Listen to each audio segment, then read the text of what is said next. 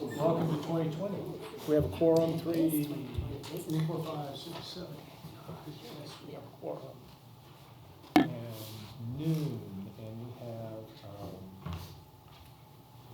a full agenda for our first meeting of the new year. And just to put a fine point on it, I think it's a new year. I'm not convinced it's a new decade. I prefer to believe we're in the 10th year, like the decade of the teens, and this is year 10 of that decade. That's just me. You are all free to start your decade whenever you want. A decade is only a 10-year. That's right. And the first year of the decade is year 1. When it starts or ends. The first year of the decade. We digress. We did.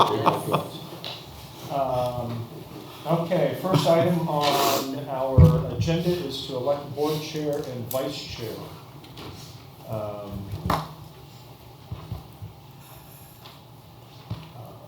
Chairs, the floor is open for nominations. I nominate Ron Gottis to continue on as our chair. I second.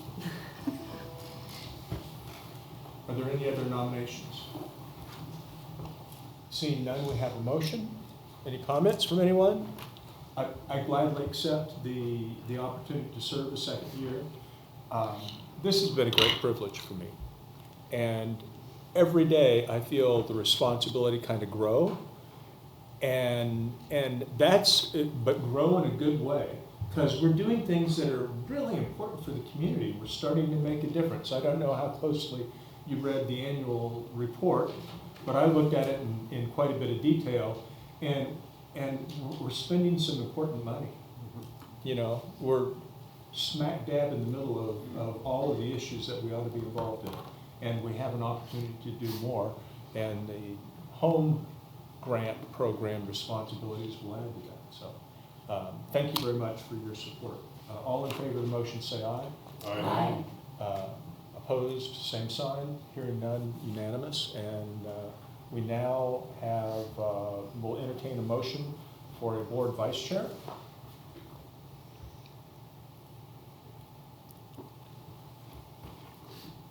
Just because she's not here doesn't mean you can't say her name.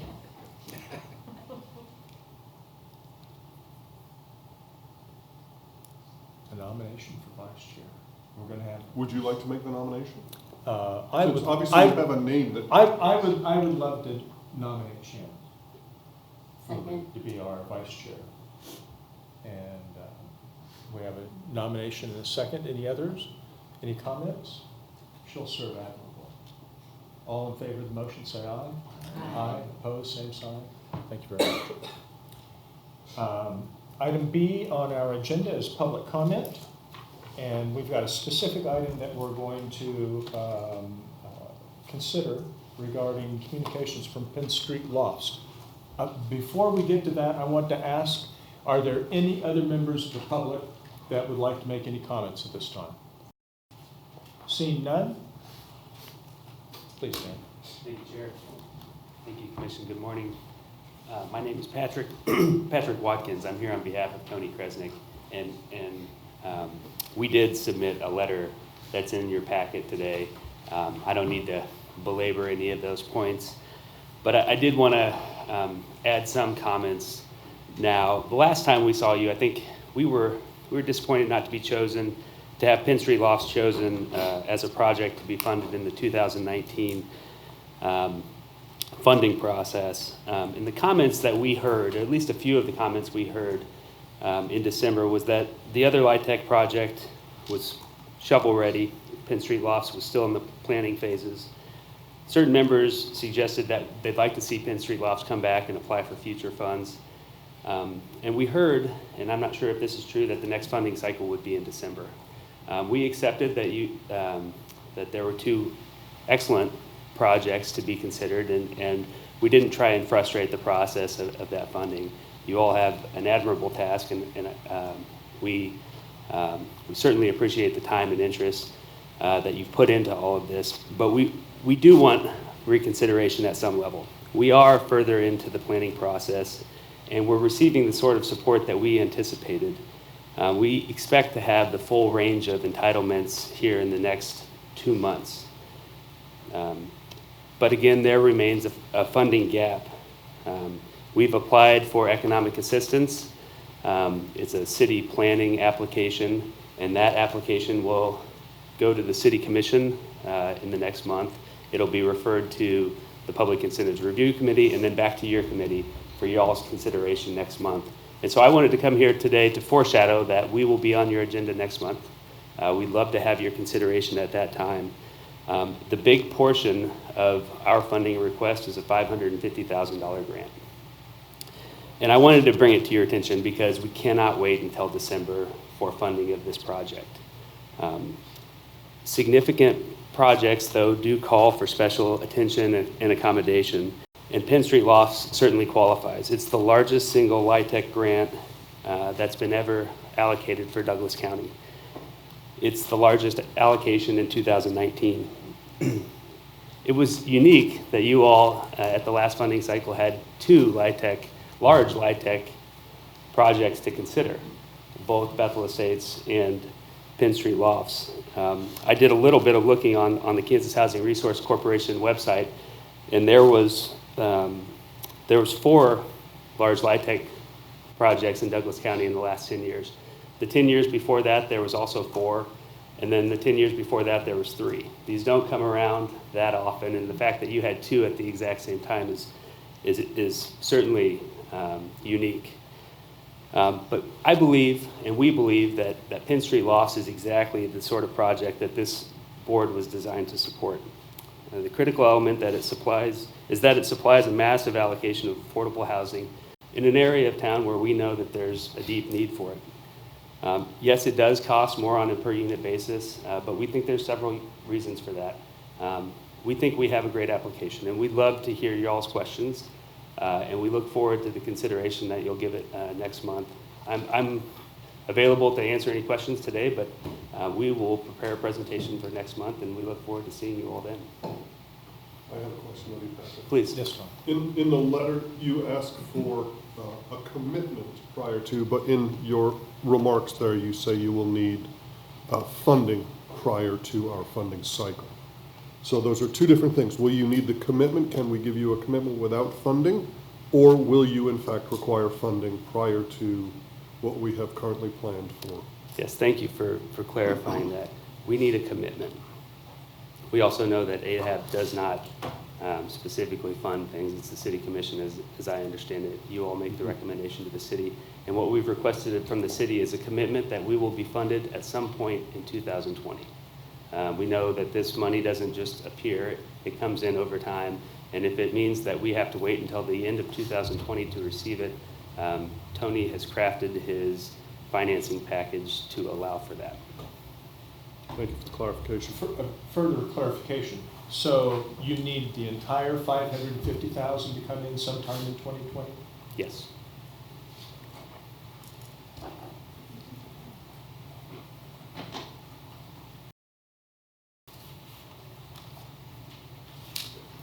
Patrick, I have a different line of questioning. You said you understood that this project costs more, but there were reasons. And what were those reasons?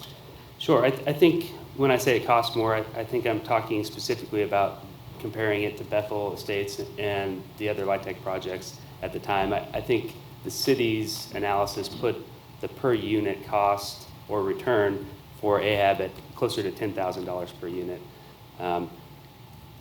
It's about 9,500. Right, just shy of 10,000. And I think there's a number of answers, but developing in the heart of the city is more difficult at some level. You have a range of other things to consider: parking, neighborhood associations, accommodation to other properties, to name a few. But we also have a design review process that's taken an extra 6 months. This project is not going to be the typical 3-story garden view LIHTC project that I believe KHRC is somewhat used to seeing. This is a mixed-use project. It will have commercial on the bottom floor. It'll have a range of dynamic neighborhood commercial elements. It'll have internal access and elevators, a rooftop, amenities. There's a whole range of things that don't match up exactly with projects like Bethel Estates, but it does cost more. It costs more for the land, it costs more to construct in town. I think that's, we would like to elaborate on that when we make our presentation next month. Thank you. Yes? And you do receive, but you are receiving differently NRA tax incentives as well as industrial revenue bonds. Yeah. Have you guys done those before? I can't speak to whether Tony's done them on 9Del or Polar. I don't I think believe- he did. That's right, Polar did have an NRA. So what do you have a sense of the percentage of funding? I mean, it seems like those pieces are only eligible for certain areas that make up that difference in cost. Yeah, those two, you're correct. We are asking for sort of a suite of incentives here. The NRA is a property tax rebate that will hold the property taxes steady over 15 years. The IRB is an exemption on sales tax on construction materials. I think each of those can be quantified at some level. I think that the sales tax will be close to $50,000 a year. That reduces your operating expenses. It doesn't necessarily have much to do with the cost of construction. And the IRB is quite a bit smaller, I think, in capacity, but I suppose to your point, we are asking for those, and it is reducing the amount that we're requesting in the form of a grant. We believe that the IRB and the sales tax, the NRA, both fall within the city's policies for granting those incentives, and it is sort of a package of incentives, to clarify. And let me ask a question about that package. Sure. And you may not be familiar with what other LIHTC projects around the state are doing. But if you are, to the extent you are, there's the package that your LIHTC project here in Lawrence is asking for, comparable to the types of assistance that are requested with major LIHTC projects in other communities. Absolutely. And we'd like to do the groundwork to confirm that. And we will be able to confirm that at the next meeting. We'll know exactly, of the projects that are comparable in quality over the last 10 years, how many also ask for NRAs and IRBs and other incentives like this. We'd be happy to clarify that and make sure that what we give you is accurate information. It's my understanding that this is absolutely comparable to what Tony is getting in other communities and what other LIHTC projects are requesting. I know he's got projects, he couldn't be here today, he's out of state. He's got projects going in Fort Scott, in Salina, and he will be able to clarify that he's asking for the same things in those locations. We will also get the information from KHRC on what other projects are doing. As I recall, and somebody correct me if I'm wrong, my biggest concern with this project was that they're not permanently affordable. It was a period of affordability. And I think the reason, as Patrick alluded to, had to do with the per unit, the costs. I know the per unit cost was higher, but I was thinking that that one of the things we are looking for, we've stated, is permanently affordable. And this was a period affordable unit. And that was probably to me, that was one of the tipping points between the two projects. One, So are we addressing that at all? It creates a conundrum, though, for us and I believe, to take that stance.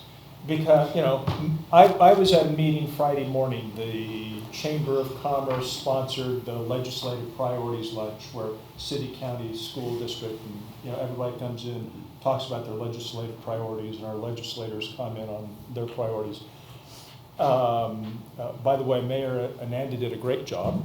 And one of the things she talked about is the city's support for federal affordable housing programs. Mm-hmm. And how the city was going to be supportive of federal affordable housing programs. So the federal affordable housing programs don't require housing to be permanently affordable. Right. The federal housing programs work off of requirements substantially less than that. The home grant program that we're looking at has a standard as short as 15 years. So to hear that this comes in at 30 years, that's at the upper end of what any of the federal housing projects are in maintaining a period of affordability.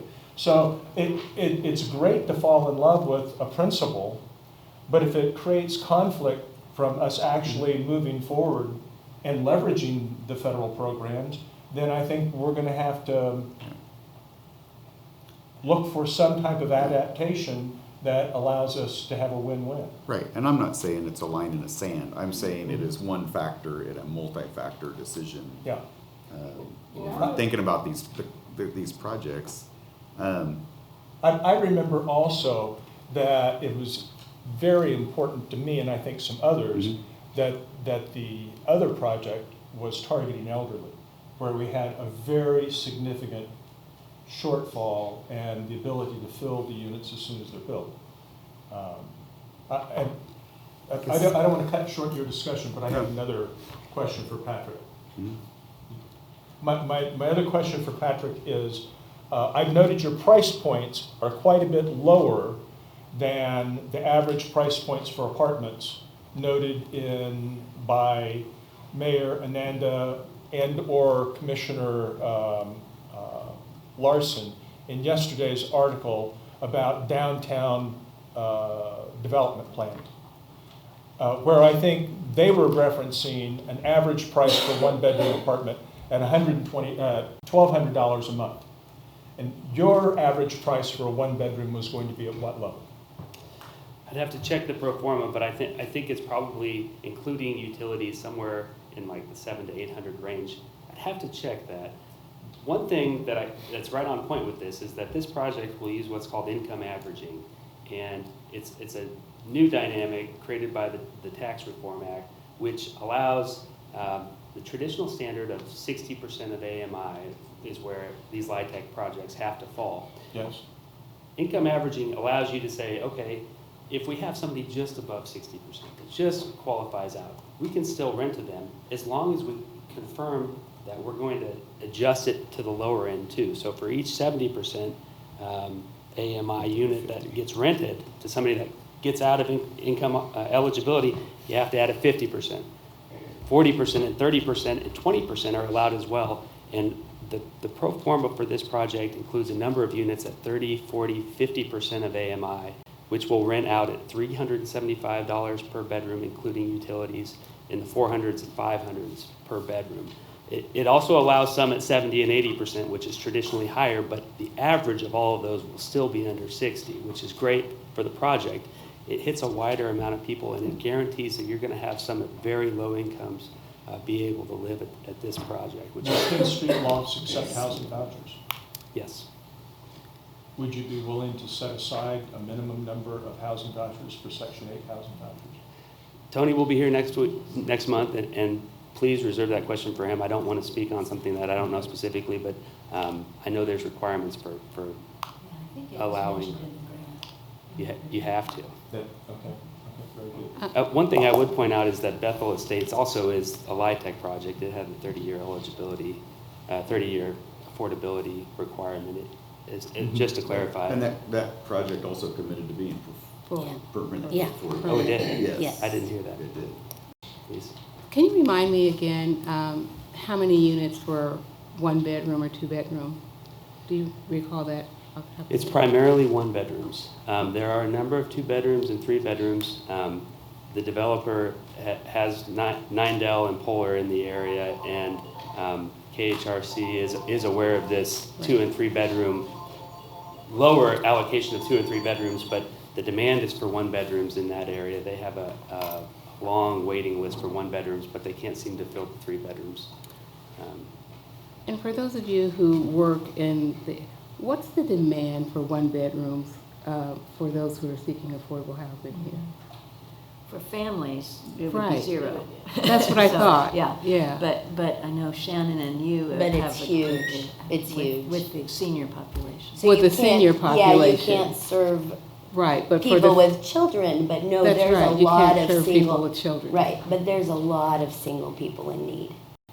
Single and senior, not just senior though. Right, we got There's a lot seniors. of individuals, just single people that, we have no problem filling one bedrooms ever. We did. Bedrooms, I'm I had thinking breakfast at families. the Roos this morning. I bet 80% of the employees of the Roos would qualify. You know, some of them are married, but many of them are young singles also.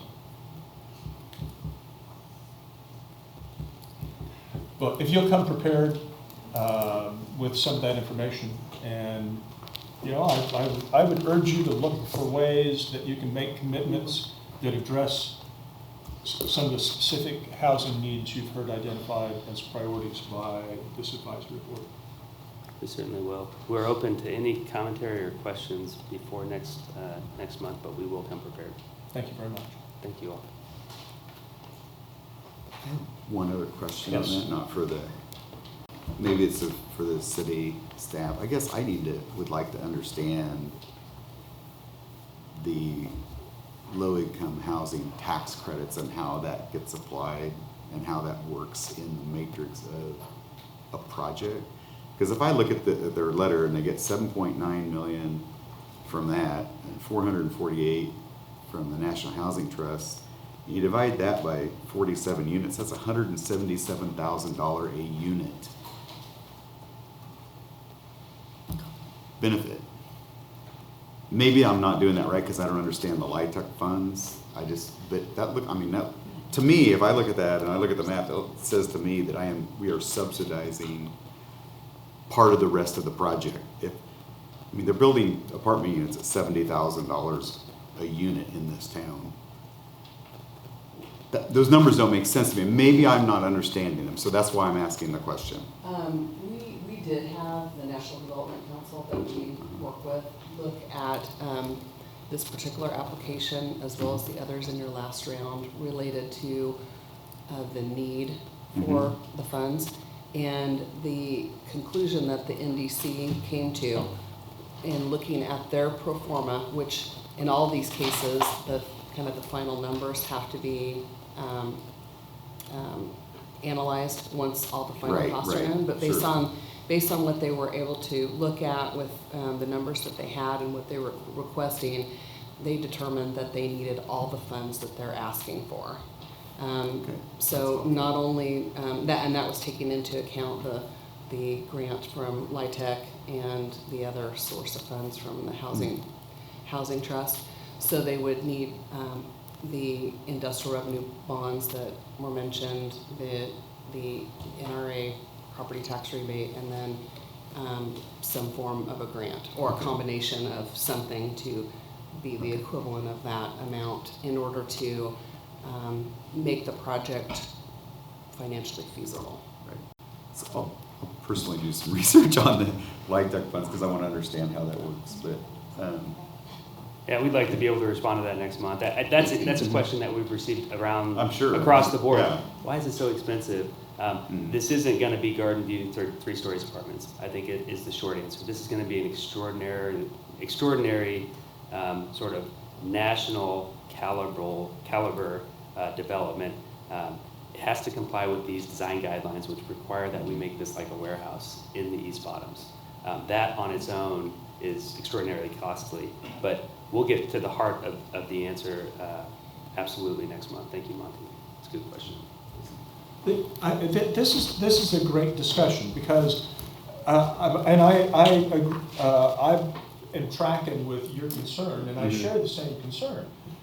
This looks like a higher end project, and what we're being asked to do is to make a pretty steep commitment for 47 units of affordable housing for 30 years. I've stomped around his property now half dozen times in the last 90 days.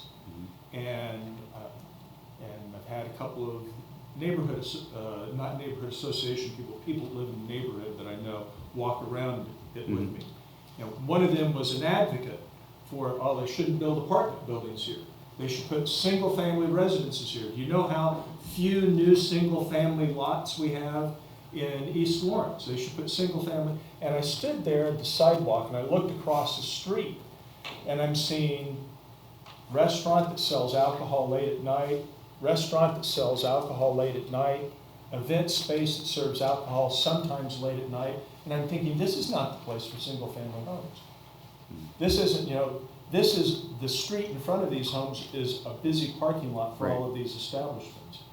And I convinced that friend of mine that, it really isn't a great spot for it. Now, maybe you don't like the project or whatever, but it's probably not the right spot for single family.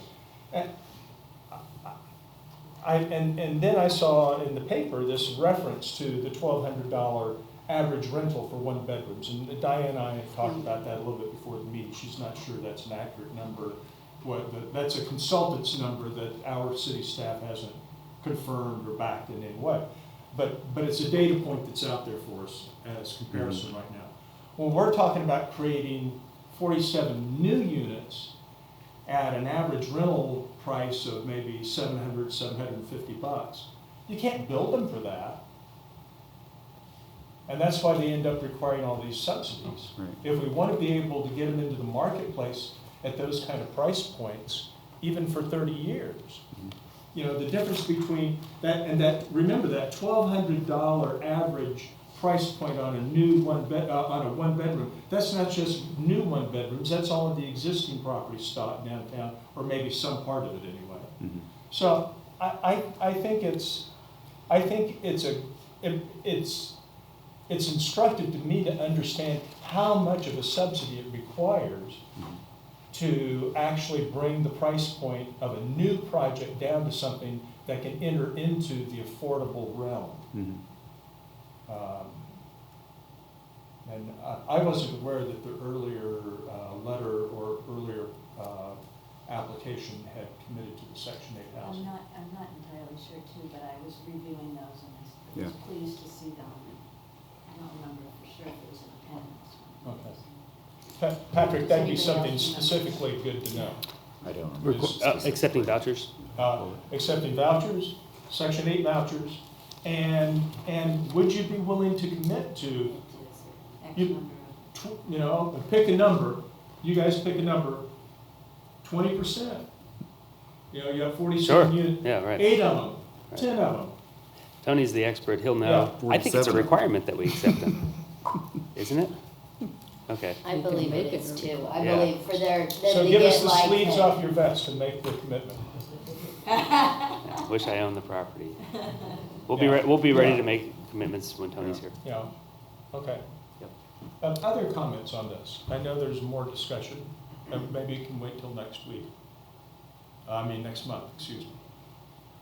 I just wanted to touch on one point that yes, some federal programs don't require, or only require 15 years of affordability, but there's ways in which we can get more affordability. So again, to say, well, it's either or, permanent or 15, I think it's a part of our job to negotiate the best commitment we can get. And home funds only require 15 years, but all of the home ownership home funds we use do it permanently. So we go beyond the federal requirement for our community. So to say we don't have to, I think that's still a negotiating point that we can continue to push, because 15 years goes by really quick. And so again, and 30 years seems like, and I'm all for low-income housing tax credit projects, because 30 years is a long time for most of us, but 30 years goes by too, and that whole neighborhood changes. So if we can say, God, we know this is going to be a problem and a consistent need for our community beyond 30 years, and we can say for this funding, for additional funding, we want a longer commitment, I think that's okay. The nonprofits make those kind of commitments all the time.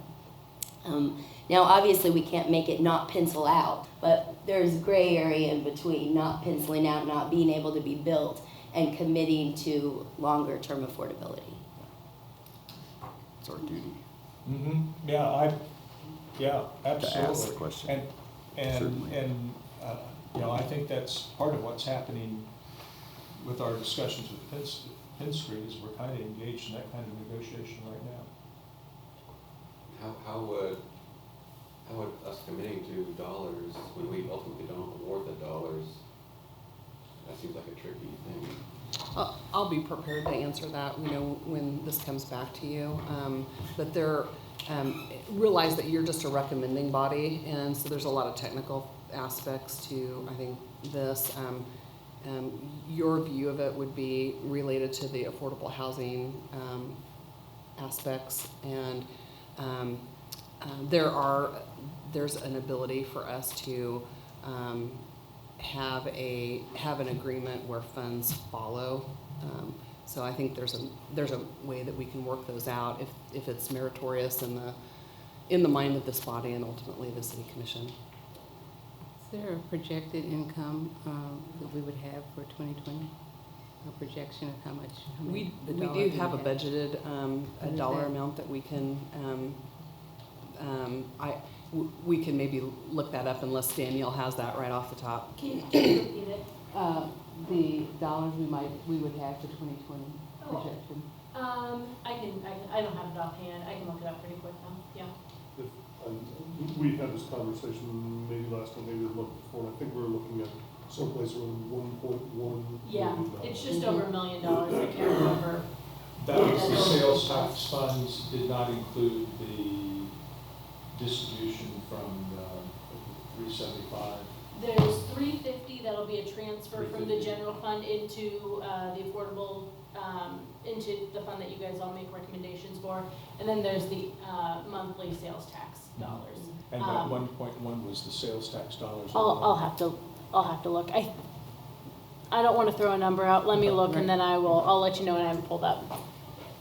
And I assume there's always some alternative funding sources if we have a recommendation, if we could have some guidance on, are we recommending changing our application kind of qualifications and schedule and recommending this gets funded in December, or are we recommending that an evaluation by the city is done for other funding sources besides the trust fund tax dollars?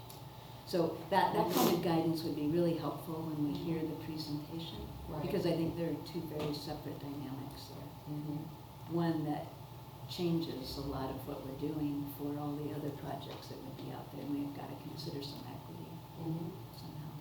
Yeah, I think those are some of the discussions, some of the issues for you all to weigh, certainly. So we'll come prepared for that. I don't, assuming the commission receives this application and refers it to this board, I don't know of any other source of funds that the city has to fulfill the grant piece, other than the Housing Trust Fund. So that's referring to the 550 Yes, request? Yeah. right. I think that was the question. So maybe I missed this, I'm just interested in, we've had our recommendation cycle, correct? And this is coming back to us? Yes. Out of cycle? Yes. And, I mean, I'm sort of worried about the precedent that sets. And maybe that's what you're asking for? Okay, I wanted to make sure I was clear on that. Because we're always gonna have great projects. I mean, hopefully, we will always have great projects that we don't have funding for. Okay. So you're right, we potentially set an odd precedent. Yeah. It might be one thing for us to say to the commission, this is a good project, and had we had funds, we probably would have funded it. It's another to recommend to the commission that they forward fund And a project that went through a fair process that was not selected. and if Those somebody are comes two to us very different. in June and says, well, I've got this fabulous project and we're Yeah. gonna, do we, And I have need we, funding next month. Yeah. Will you hear it? You know, You know, I think that You heard these- Penn these Lofts. These are all really good discussions for you, and they have policy implications, Yeah. certainly. But there's also a lot of need that is on the table. True. And sometimes the timing of these things don't come in a way that is is easy to address. Right. So, you know, those are all Right, discussions I think it's just, to- we need to be careful about what we push up to the commission. Right, Because ultimately it's gonna be their decision. We're just recommending something. We're making a statement about a project or whatever. And, you know, they did go through, there's a difference between them having gone through a selection process and someone that comes in with a new project that hasn't been through the process too. I mean, those are two very different. So I think, you know, we need to be mindful of how we step here. It also begs the question, we don't want to become an obstacle either. So Right. as projects come to our table, perhaps we need to adjust how we evaluate them and not just go building one once a year. Yeah. We set it for the tax credits and such, but maybe this is enough for us to pause and say, okay, maybe we need to change that up so that it's more rugged, to not let projects just pass through because they need to start. Addition, it's kind of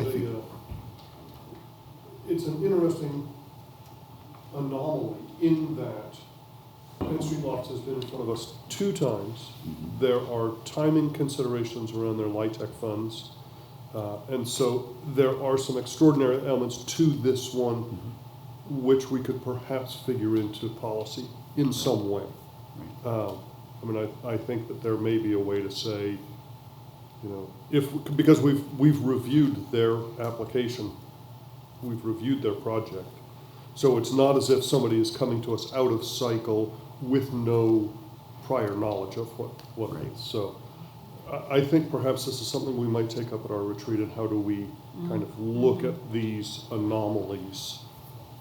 One thing that when Justice Matters made their presentation about some recommendations and in our study of the 7 other cities that have trust funds that we looked at, some of them had a pool of money that they intentionally did not spend every year. So they had, call it $500,000, $1 million, whatever it was, that when things came up that were timing sensitive, they had the agility to act on those when they came in out of cycle. That was a common thing among several of the other cities. So that could be, I mean, we aren't in that place because we're just now getting the funds. We haven't had the time to build that, but it might be something that, you know, maybe we think about building that over 2 or 3 years, you know, the next 2 or 3 years. So when this comes up, we do have the agility to, again, that could be a retreat discussion, but it's something to think about.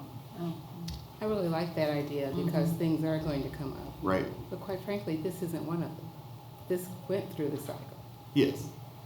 And this would, in that situation, this would not have qualified because it actually came through the cycle. It didn't just come up. It went through the cycle. We said no twice. Not saying we would say no. I mean, I'm just saying apart from what has happened.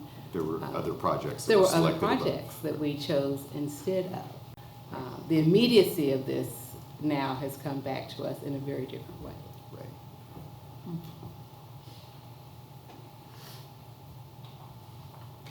Can I provide a budget update? Please. I was able to find it. So we have $924,000 that we anticipate to receive in sales tax proceeds, and then the $350,000 transfer from the general fund. So total budget of 1.275. That way you guys kind of know what you're working with. I should have that offhand. I apologize about that.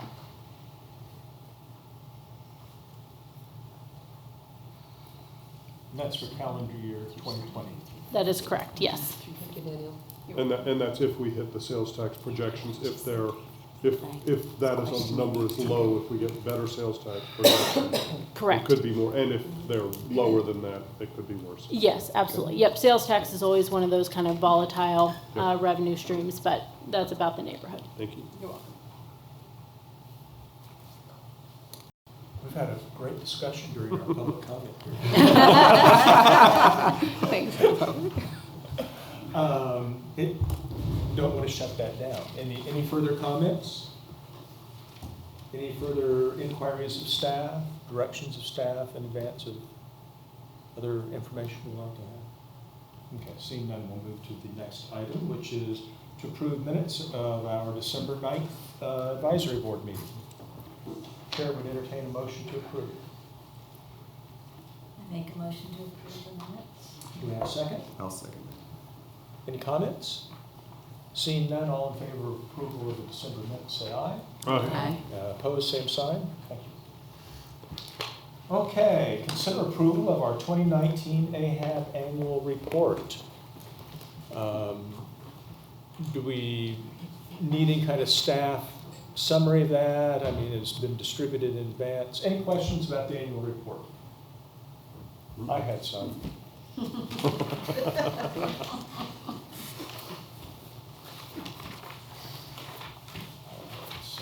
are we at?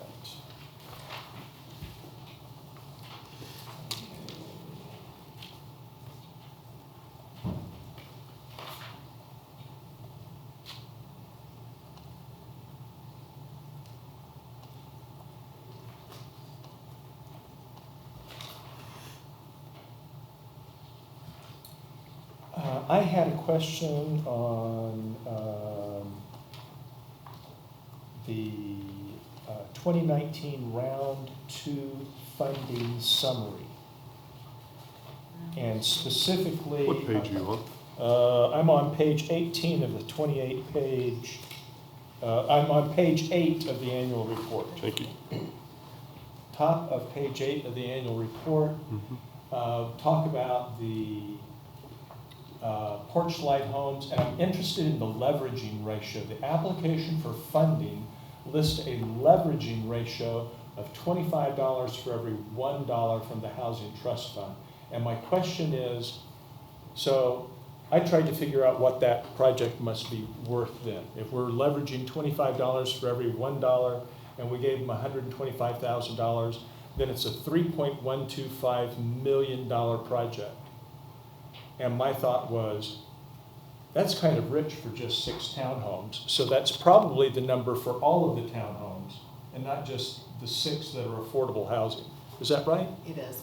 Okay, so that leveraging number then, we're giving them credit in the leveraging analysis for the numbers that they're investing in for market homes as well?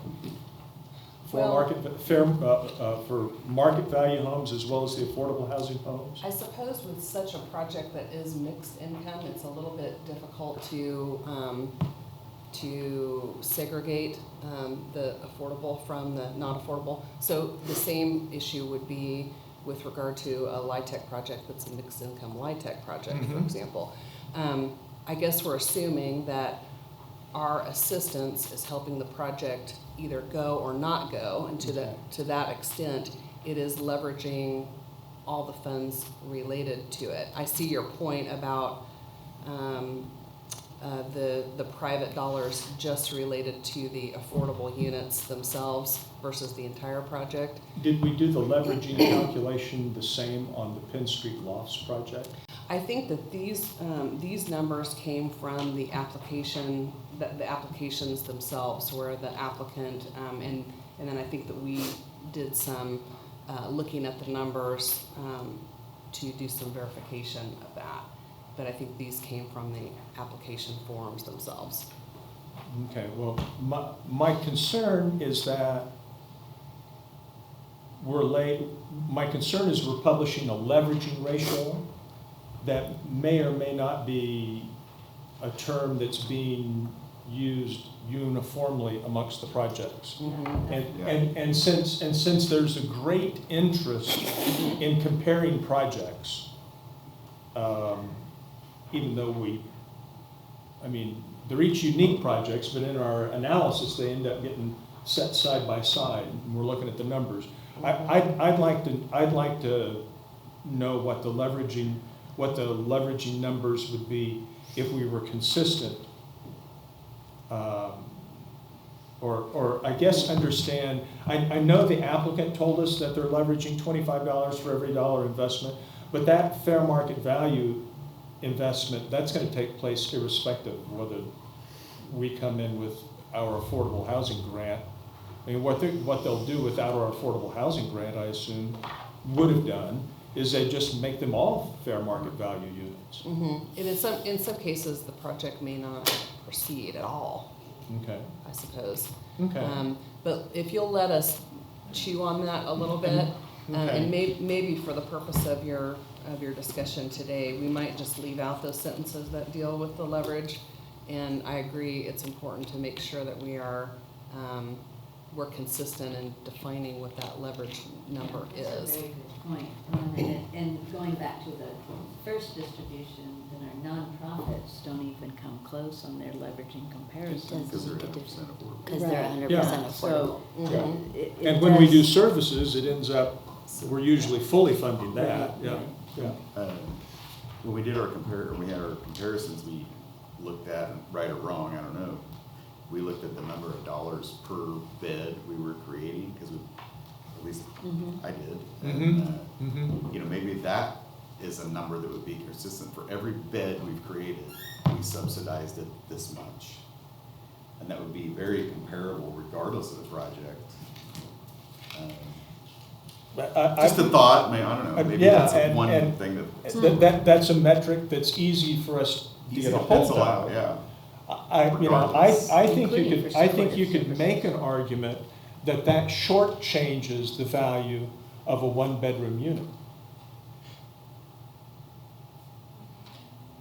I don't know, if I'm a taxpayer and I'm looking at what I spent to get a bed created, an affordable bed created, I don't know that it shortchanges, that's a metric of the project, not what I spent to get a bed in Lawrence.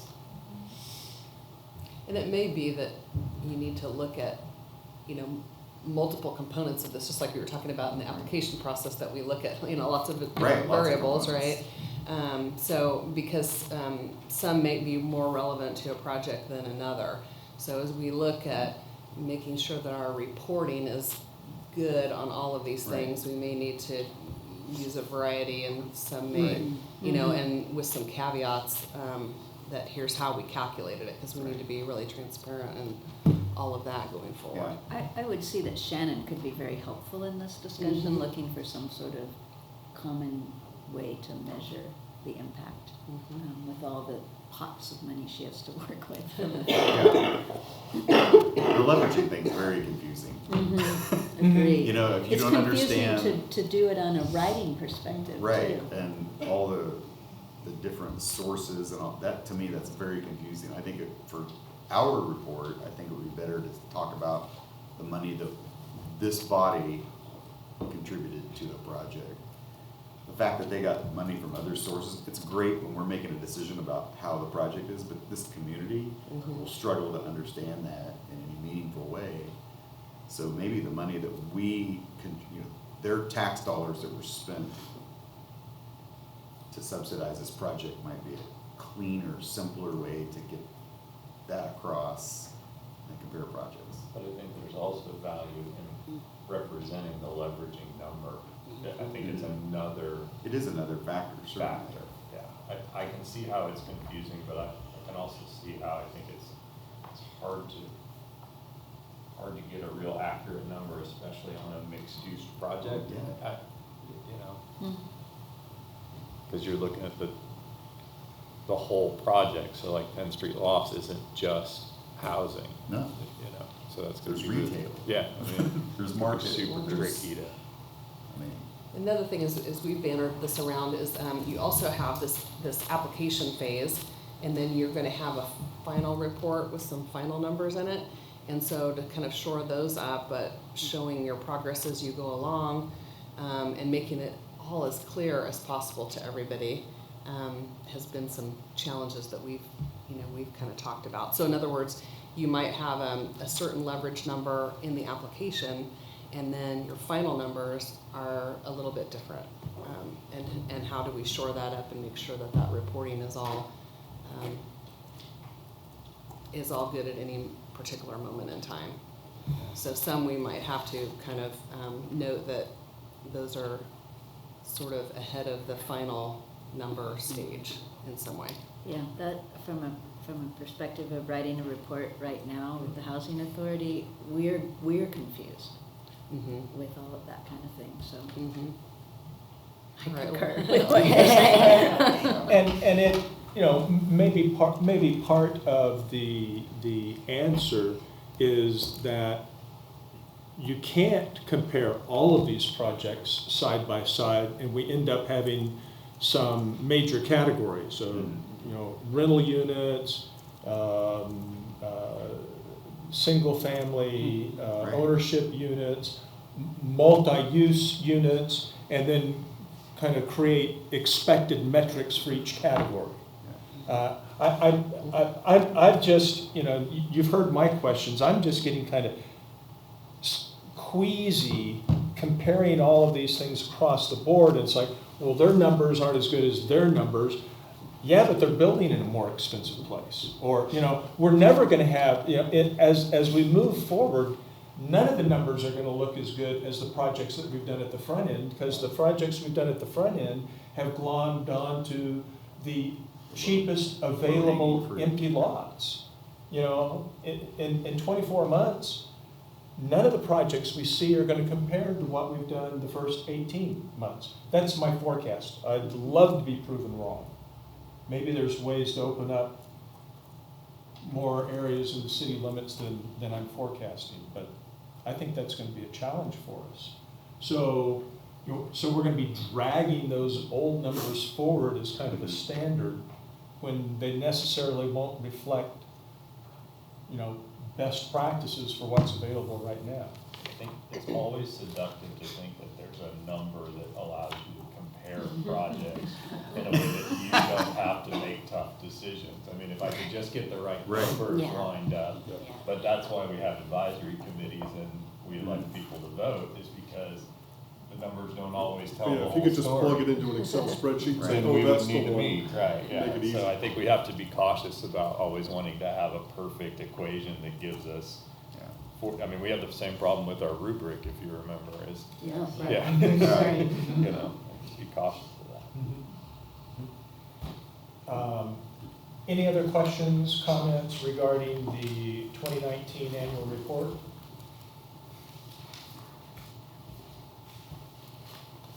Then we need a vote to what? Adopt or accept or to Yes, recommend? I think to accept the annual report and forward it to the city commission. Okay. With those changes. Removing those, Yes, I think that'd be appropriate. And I did want to thank Brad for his work in putting the report together this year. Thank you. Thank you, Brad. looks Yes. really nice. Excellent. That's nice. You made us all look really smart. No small task. Hey, speak for yourself. Yeah, I am. We have a motion and I believe a second to adopt the 2019 annual report and forward that to the city commission with the change of deleting reference to the leveraging amounts. Any discussion? All in favor say aye. Aye. Opposed, same sign. Motion adopted. Thank you. Okay. Consider date to hold a retreat. I am going to pass around some, the results of the poll, so thank you all for doing that, participating in Going that. back to square one. Well, I have a slight modification to this, which is that I had thought that our state association meetings were a different week than this. Oh. And so my availability on Monday the 10th I will be available that afternoon, although I did check not. Oh, there we go. Yeah. All right, so we do have. Oh, so we have a clean sweep on the 10th then, don't we? Well, with the exception of Edith. Edith. Oh, shoot, okay. So I don't know that there was any perfect date. I'm sorry, Edith, I didn't mean to throw you under the bus, so to speak. That's the way it goes. But it did look like the best dates on here were the 7th, the 10th, or the 19th. Afternoon of the 7th had more participants, you can see there. But not wrong.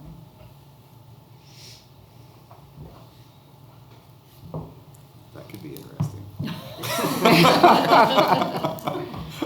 Well, and that's, yeah, I mean, No, we're gonna lose, it looks like a minimum of 2, whatever we do. Mm-hmm. Except that if we do it on the 10th, and, We'll yeah. have one. Oh, well, and then we only have 1. Or if you'd like, we can keep Shoot, searching for 19th. dates, but we kind of wanted to try and look at having something early to mid-February. And I may be able to do the 21st. I think I don't know yet. I have a hold on that day, but I don't know if it's gonna come through. So I don't know if that helps at all. My 21st is flexible-ish, so if that's what was preferred, I could be here too.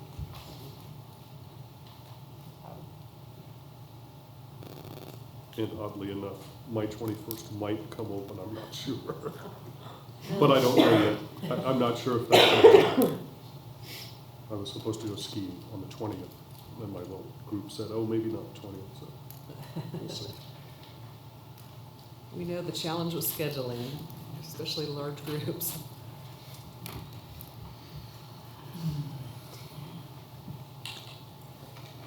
So can I recommend the 21st, understanding that 3 people may be able, so I mean, if one of the It might three be of us, everybody, or it then might we're be, back to 2. right, it might be everybody, or it might be only, Right, and we already have problems with 2 missing each other date that we had available, right?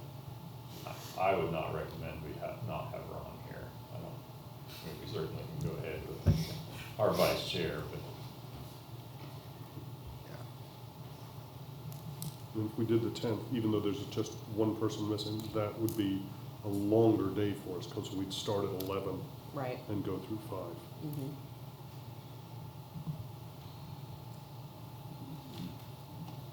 Or 4. Well, Tom, I don't want to wish your ski trip any bad luck. But if it bump a week. I'm more likely than not able to change that, so, Okay. so I can commit to the 21st is for sure, so. I'm sorry, you said you Yes, could? I can commit, yes. Okay, okay.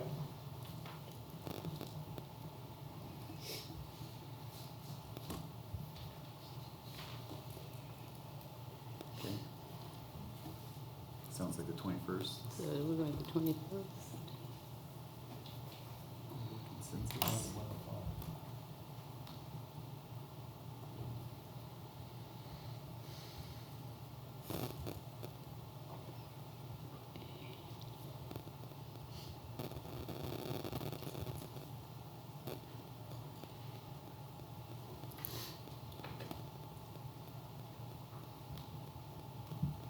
And that's back to here, this facility? Yes.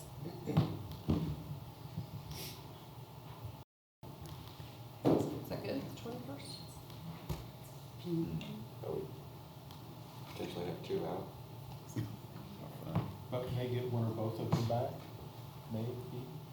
Couldn't be the ones here.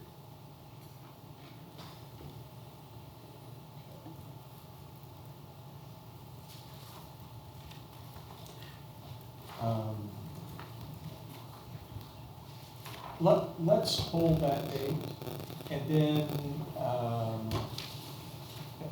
as the two of you find out what your plans are for sure.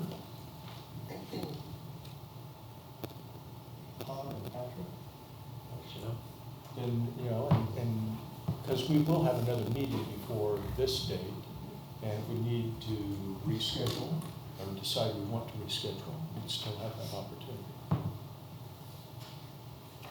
Does that make sense, folks?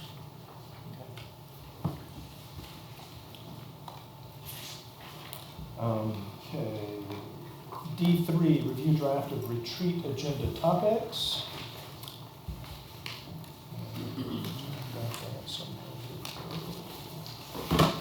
This was the list that we had based on your discussion at your last meeting.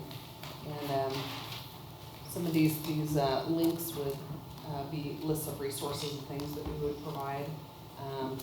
But I think overall the discussion about reviewing goals, objectives, and progress, and the discussion related to ballot language and how distributing funds is part of that, and then the second part of the retreat, talking about your work plan priorities, and looking at the toolkit. And so on, and what you wanted to kind of focus on this month. So that's sort of the draft that we put together, but.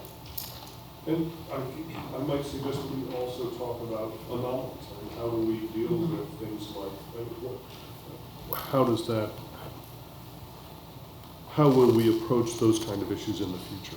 So does that fall in the same discussion that you guys had at the last meeting about how we separate or consider separating funding for services versus so we can compare those? And maybe that's all in one. I don't know. Yeah, can we put that in that category, because I think it does relate well, Relates. funding allocation and distribution, and does that distribution allow us flexibility to address projects during the rest of the year? Right. Yeah, I think just take out the words Right, the B, separation. B, C suggested, and our topic will just be funding allocation distribution. Well, and the BBC allocation can be one of the things, recommended allocation can be one of the inputs we look at. Okay. And I don't recall that any other organization recommending to us any kind of specific allocation of funding. Does anyone, I don't remember Justice Matters or Family Promise or anyone. I can speak to that a little bit. Yeah. Some of the cities that we did look at, they were a little more targeted in their notification of funding. So, and maybe they had, larger staffs or whatever, and went out and looked and said, this is what we think we need in our community. So they would put out funding allocations specifically for services or specifically for capital improvements and some of those things. So that model is out there, whether that's, how we want to do it. It's our story. And I've always thought that we might move that direction, but that the first few years, we wanted to be open to respond to the pent-up needs and demand of projects that people have maybe, got in the pipeline somehow or been thinking about, and now that there's some funding, trust fund dollars available, they're ready to come forward fairly short term. And I think, you folks correct me, but I think that's most of what we've seen the first 18 months or 24 months is things that were kind of already starting to take shape before the tap turned on. As I watched the video from the last meeting, which you guys had a great discussion, I was sitting there watching it, wanting to comment, and I couldn't. Well, you could have. You could have. Yeah, nobody would have heard me, and yeah. Faster though. No. Yeah, he got out there. Thanks. As I thought about that, I thought, and this is probably for the retreat, but maybe you have ranges. We intend to spend, 50 to 200 in services, and show us applications. We intend to spend 600 to 880 on capital. Give us applications, and then we have the flexibility to move those funds. But we've said we're going to fund something in each, so we give them opportunity. So that may be one way to think about that. As I was watching y'all. And I think having them be separate is really critical. Yeah. So they're compared. Say we're going to make an allocation in both. We just don't know how big. Depends on the projects, how they come in, and what we think we can do. I'd hate to lock us into 800 and 200 and not have enough applications for one, and then be in a quandary about how to spend. Well, it seems like that's where the system of this other fund, right? Say we say we want to do around 200,000 in services and 800,000 in capital improvements, but we don't get any service requests. Then that 200,000 can move. Say we have a bunch of capital requests, or we put it in that fund that we kind of have ongoing if something else comes up. Yeah. Seems like a lot of the best practice groups had this kind of flexibility but they still had some pots of money kind of designed. As someone who applies for these things, I think that is actually helpful. I agree with Ron initially. I didn't want to make little pots that we wouldn't see what came in. Mhm. But over the years that we have seen and given the additional money, I think we all need some boundaries on what to ask for. Because the demand is so huge. I mean, in a year, I could have a rental project, a service project, a capital project, Yeah. 5 of them, quite Yeah. frankly. I mean, because there's such a demand. So it's not so much that, but okay, but if we know these are kind of the pots that this group wants to look at. And then we're affecting policy in a way of saying what are our priorities with those groups of funding. And I think this will be a great retreat topic, because to the extent we decide to define some of these parameters, particularly if we narrow them, then we need to be, I think, very transparent, very clear in our narrative of why we've done that. Because first couple of years we've been up and running, we've kind of wrapped our arms around the whole baby. You know, we're going to be a little bit of everything to everybody. And I mean, if you look at our 5, and I did when I read the annual report, I really looked at our 5 short-term goals, you know. And we've made some decent progress first couple of years in some of those short-term goals. But we have a chance to achieve some of what we thought were some aspirational numbers. You know, if we can keep a few big projects in front of us in funding, or, you know, just keep the pipeline full of good ideas. Okay, have that, keep the conversation for later. So, did we decide that this was not the time to meet with city commissioners? We wanted to have our own internal meeting first? My Is that? understanding from your last discussion was that you kind of wanted to have this discussion a little bit more and then set something Before with we the set commission, something.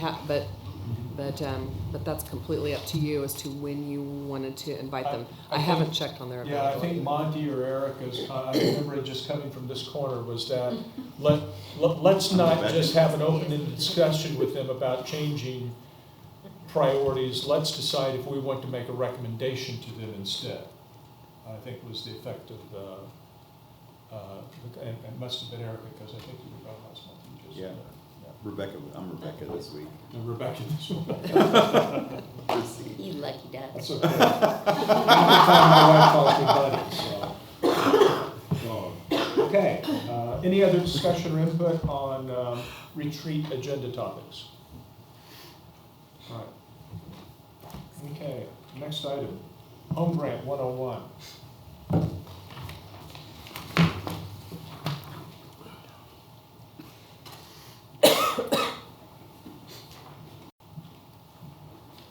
Right, we prepared a few just background documents on the home grant. And get it pulled up here.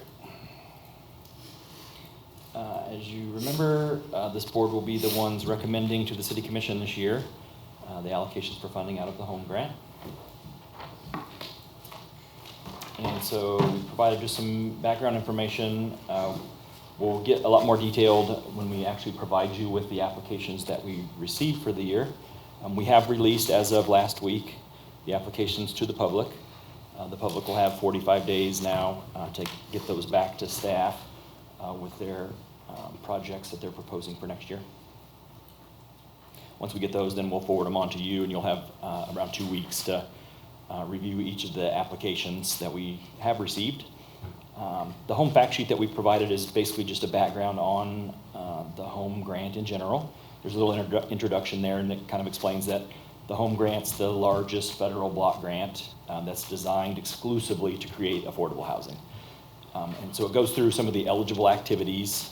There's lots of ranges of projects that we can fund, but all of them have to do directly with housing. It either has to be acquisition and construction of new or rehabbing housing, or we can pay for a voucher program, which we do currently. In the past have always funded through the Housing Authority for what's termed as tenant-based rental assistance. There's federal requirements on how we use these dollars. One of the requirements is that the city is required to match 25%, so 25 cents on the dollar we have to come up with in matching funds for all of these home funds. And so we rely a lot on our nonprofit partners that we fund here to assist us with providing that in the form of matching grants of labor or materials that they receive. And just for some information, we've included what the CDBG and home income limits are currently in effect. You can see there's different ranges on the family size and different limits. Each home program has a different requirement on what they're targeting for an income limit. And so there's 30%, what they term very low income, which used to be around 50%, but they quit using that terminology. Now it's very low. A 60%, and then a low income, which is what we think of as the 80% level. And these numbers do change every year. We usually receive them around in April. And so when we receive them from HUD, we distribute them to all the funding partners that we have to make sure that they're targeting their funds and meeting the federal regulations. The next one is the allocation and recommendation procedures. And this is new this year since you'll be the recommending board. And so we've provided just some general acronyms that obviously that we use a lot in federal programs. There is a breakdown on how home funds will be distributed. There are some basics. The federal regulation does allow 10% to be used for administration of the program. After that 10% is taken out, federal regulations require that 15% of the grant goes to any community housing development organizations that we do have certified here in the community. We do have one certified, what we term a CHODO currently right now, and that is tenants to homeowners. So there is a minimum of 15% has to be allocated to tenants to homeowners currently for the development of affordable housing. That is a minimum. You are allowed to allocate more than that. That'll be part of your allocation discussion. Also optionally, you can award up to 5% of the grant to our local CHODOs to help with their operating expenses. And that would be things that they can use to help their organization run, which would be their salaries, their utilities, and costs for staffing. That is an optional, it's your choice. Historically, it always has been funded, but that will be something that you'll have to review in your allocation discussion. And then the remaining grant, what's left after we take out each of those percentages, is what's available for an open application. And those would be those things that meet the eligible activities, creation of new affordable housing, or tenant-based rental assistance voucher programs. Funding priorities for the city. In the past, we've always used a city commission accepted document called Step Up to Better Housing. Since we're now kind of realigning this program and moving the recommendation to this board, we thought it would be a good time to realign also our funding priorities. One thing that we do have to recreate every 5 years is our consolidated plan, and that does list funding guidelines. And so we would kind of like to align our funding priorities with that consolidated plan. But also the City Commission has adopted a strategic plan, and they've listed some critical success factors and priority initiatives. And so we'd like to align with that also. And so we'll be in the process of reconstructing that Step Up to Better Housing to align with more of those consolidated plan and the City Commission's strategic plan. In the meantime, there is a scoring matrix that we will provide. It's provided along with the applications right now, so the applicant can review and see what they're going to be scored on, and we will also provide it obviously to you. And we'll go through each of those as we receive them and explain kind of how they align with the consolidated plan and the City Commission strategic plans.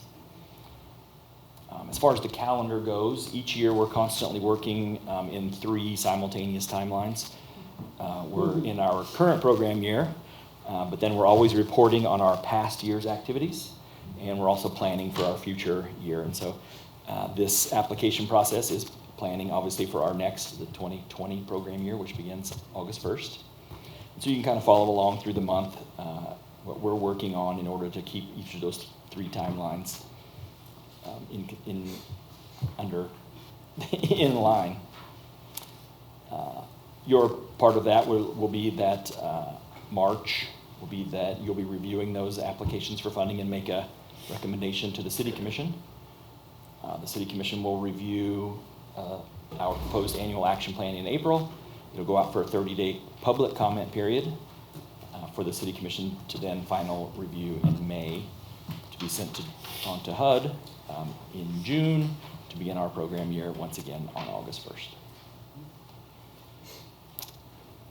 That just kind of details that process. I provided some statistical information for past funding that we've received. Back to '94 was the first year that the city of Lawrence received home funding. That's kind of small. Blow it up a little more so you can see. And it just goes year by year. This is the total amount of home funds that the city was awarded each of those years. If you look at the big picture of the chart, you can see during the 2004, 2005 years, we received quite a bit more funding than we do currently. And there is a formula allocation that HUD uses in order to determine how much funds we are awarded each year. And there's basically 6 factors that HUD reviews in order to determine how much each community receives. My failing eyesight can't read any of those numbers. So the 2 most current years are what? 300 to 415 and 401? Yes. 2018 was 415, 686. Really bounces around, doesn't it? 2019 we're down to 401. And so those 6 factors that they do in their formula takes in our poverty numbers, our vacancy rate numbers, our housing that needs rehabilitation numbers. And they formula all those together and then divide it up between the number of cities throughout the country. Right now there's currently 664 communities and states that receive funding. So what we kind of have to remember, though, is as we make our city better in each of those 6 categories, so we reduce the number in poverty, we reduce the number of housing that needs rehabilitation, that in turn is going to reduce the amount of federal funding that we do receive. In a perfect world, if we solved all of our problems, we would no longer receive any HUD funding. And there is actually a threshold. If they do the calculation and it turns out that you're only awarded less than $335,000, then you're no longer qualified to receive any funds. Instead, the funds go to the state level, and you can apply with them at your. Did we lose our allocation in 2017 then, when we had 317? We did not. Congress made some special, obviously, during those budget years when they had continuing resolution. Yeah. They went ahead and just continued on and did not penalize or remove any cities that fell below the threshold at that time. And they do have in the federal regulations, if the total allocated amount from Congress falls below 1.5 billion, then they are allowed to reduce those thresholds city by city, which is what we've been under each of these continuing resolution years. And if I could, just real quick, I could speak to the huge drop where we went from the 600s to the 300s. That was because there was an article that was it the New York Times or the Washington Post, one of the 2, that talked about these just millions upon millions of dollars of unused home funding in larger cities. So your Chicagos, your New Yorks, your Los Angeleses, they were not spending their money in a timely fashion. So Congress saw that, chopped the whole thing. So you're still working by a formula. So by that formula, we end up getting less even though we were spending our money. So that was nothing the formula did. That was nothing. Those big cities. I know. That was nothing that we did. That was actually a reduction in the total amount funded to that program. Mm-hmm. And then just for comparison, I've gone here the last 5 years of each of the projects that we funded.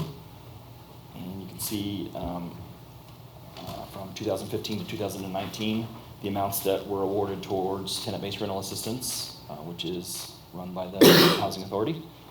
How much was awarded under that 15%, what's called CHODO set-aside, that's what that set-aside is, awarded to tenants to homeowners. Remember, that's a minimum of 15%. There are years that they were awarded greater than that 15%. How much they were awarded in the operating expenses, that is capped at a maximum of 5%.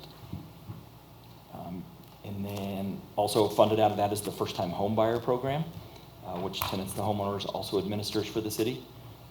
And you can see the amounts that were awarded over that. And then Habitat for Humanity developing affordable housing. You can see the years that they were awarded funding.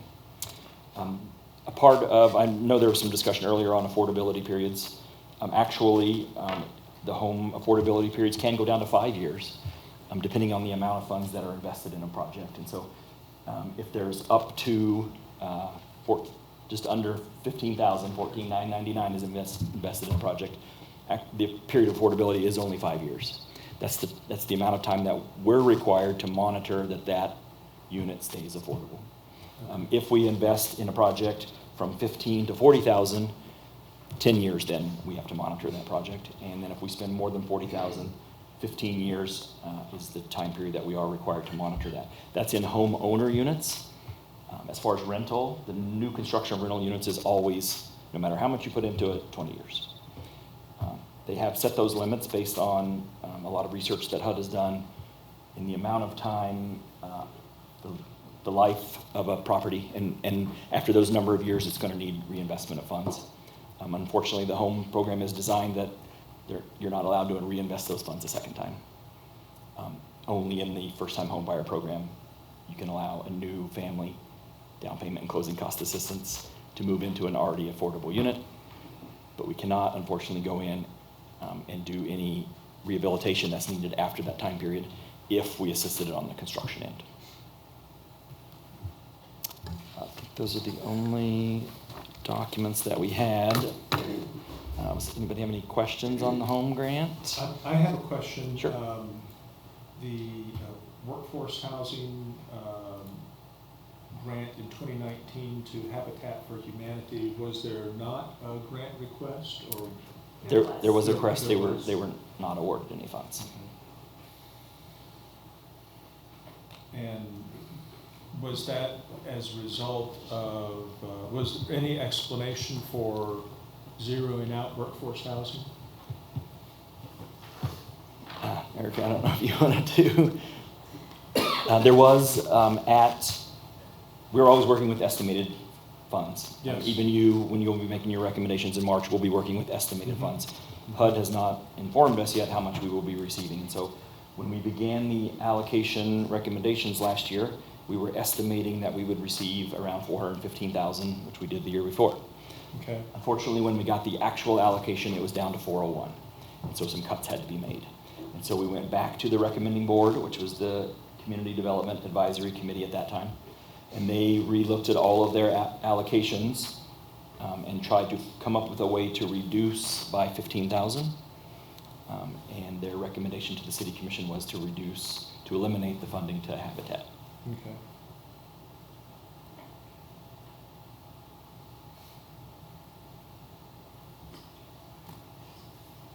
Any other questions, comments? And this will all be before us in March. Yes. We'll have a couple of weeks to review the applications prior to. The last week in April, we'll send out to you the applications that we've received, along with the scoring matrix that you'll be able to go through. Last week in February, we'll receive the applications. Okay. We'll send them to you to have ready for your March meeting. We do fully expect at that March meeting that you'll be able to review the applications and make a funding recommendation. Historically, we only usually have about 4 applications. And so if there is any questions, or if we do have new applicants this year, when we send those out to you, we'll be sure and explain any additional information that you'll need for your review. And at that time too, we would probably maybe ask for a contingency plan if, you know, the grant's reduced by 5%, or if it's over by 5%, kind of how you would want staff to handle that. So. Okay. Other questions or comments regarding home grant program? Seeing none. Thank you very much. I have a question. It's not directly related to this. It's an overall question. Sure. Are there, this one is new to us, right? Yes. Are there others that might be coming our way?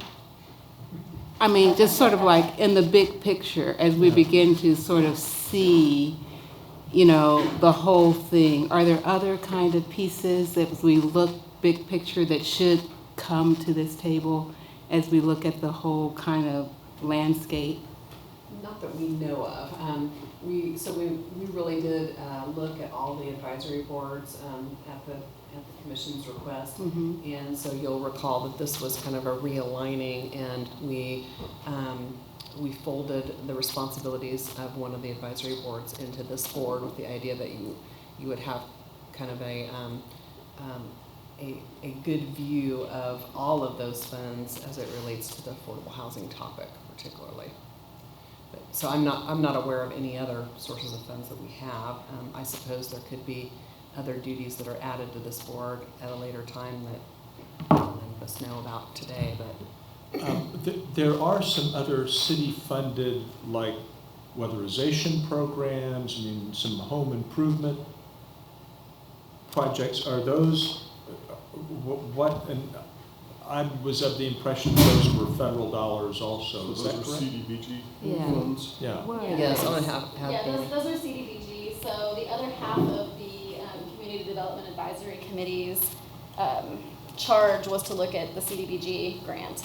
And we have moved that more over to an application to staff for some of those. The ones that you're speaking of, weatherization, comprehensive housing rehabilitation, emergency loans, furnace loans, those types are actually going to be an automatic allocation. So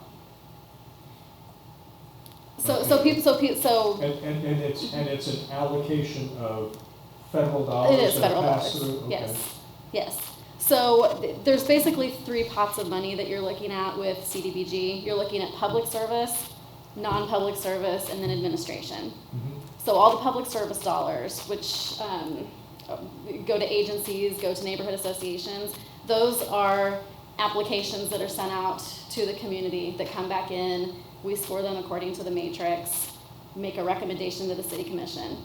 There is another chunk of money that goes to things like streets, sidewalks, our programs, the rehab programs, those types of things. That's kind of an automatic amount that gets put towards those, and then it's divided up between the different city organizations using that. And then there's also a chunk that's left over that neighborhoods can apply for, agencies can apply for that are not public service related. So, does that answer your question? Starts to, yeah. Okay. Yeah. I think the Yeah. CDBG wasn't, you know, as we talk about the home, specifically an affordable housing grant set at the federal level, the CDBG was never really designed to meet the necessarily affordable housing definition. It was back in the 70s when it was created, and so it was mainly an infrastructure program. That's where the large bulk of the funds are allowed to be spent. Those neighborhood public service agencies, they only allow you a regulatory cap of 15% of the entire grant. It can only be split between those public service agencies. The rest does have to go for some type of a capital improvement in your community. So as Danny said, it's sidewalks, streets, things could be, you know, parks. We could fund different buildings such as fire stations, police stations. There are regulations we would not be able to fund a new city hall. You can't actively run government out of a building funded by CDBG. So there's a lot of regulations still, but it doesn't really fit into that affordable housing definition, even though we run our rehab programs in an affordable way, meeting the definition. The bulk of it is that infrastructure. And it all still does go to the city commission. It's ultimately their recommendation. So there'll be a public process, a public hearing, everything like that for the CDBG money.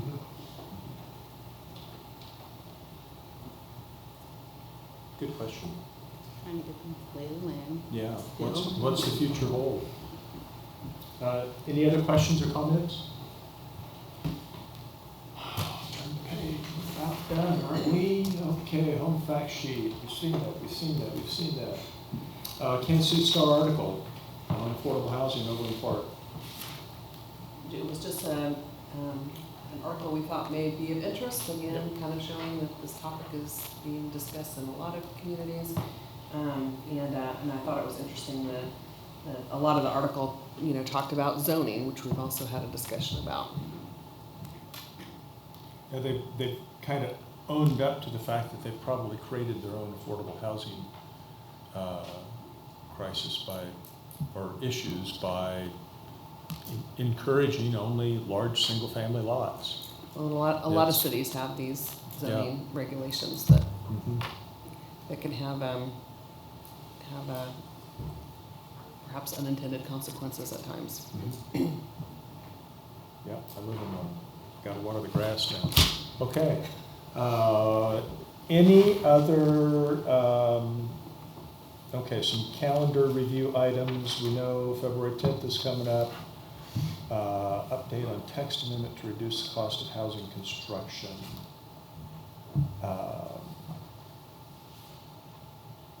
That's remind me what that is, Diane. That's not the cost of home construction debate that's taking place in the housing lots group, is it, or is this? It is. Okay. I'm gonna Okay. have Jeff jump in.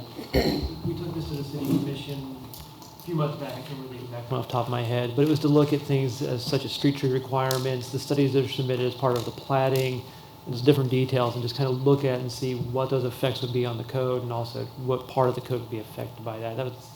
Should be back in February, but it is part of that lot cost debate. Okay, and they're asking us to take a look at those This was to see actually- if there are any recommendations we want to make? This was actually, I think it was the recommendation out of this board, was it early 2018? It was. Is my recollection, and so we're kind of catching up with that to make sure that we are processing this code amendment and having these discussions. Okay. So there were some recommendations that this board made, passed on to the city commission. The city commission had indicated a desire to kind of look at this further, so this is what we're scheduling.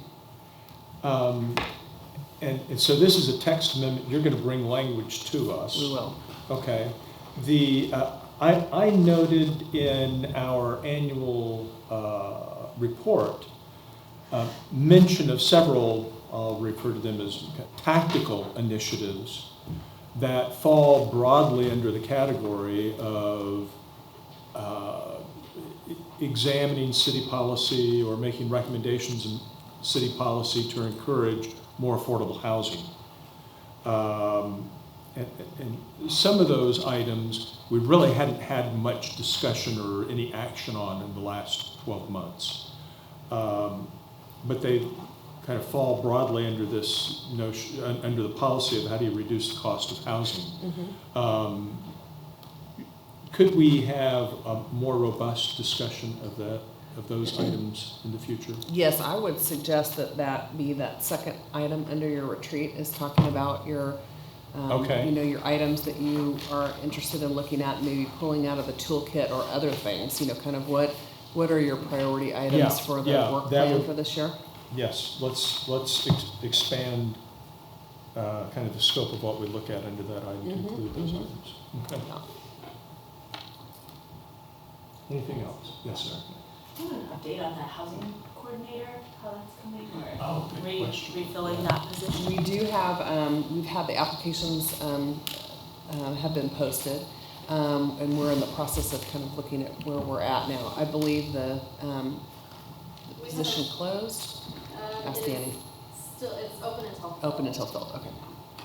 So we started our first review of Applicants. Okay. So we'll hopefully have some news on that here sometime in the near future. Alyssa was great. Yes. I'm glad she's still serving the state. But Yes. I hate that we lost her. Yeah, she We were was- just starting to She was tap into her. yeah, a good find, but a big loss too, so hopefully we'll have someone that's equally well qualified to serve in this role, because it's a very important one. Good. Any other questions, comments, calendar items? I have a Yes, ma'am. positive to Oh, throw great, out there. please. Positive. Family Promise did a refurnishing of a home that had been vacant for a long time with volunteers, many of whom were down at the table of the Lawrence Board of Realtors, and some funding, private funding, and the house is owned by the hospital, and it was kind of a spooky building to go into initially, but with lots of love and attention, a family was able to move in, a large family was able to move in there, and we're essentially leasing them up in a temporary housing program for a year, so sort of like a self-vouchering program. They were in our stabilization program and just were really struggling for affordability, even though employed, and it's just rough. And so it's really exciting to have a nice new home with many players to make it happen for a family before the holidays. Does the hospital have some other properties in the neighborhood, don't they? They do, and they're very generous with letting Family Promise utilize them in our temporary housing program. So we have 12 units, and the hospital owns 7 of those. Oh, that's excellent to hear. Great. Anything else? Seeing nothing, our meeting's adjourned. See you next time. Thank you. Once again. And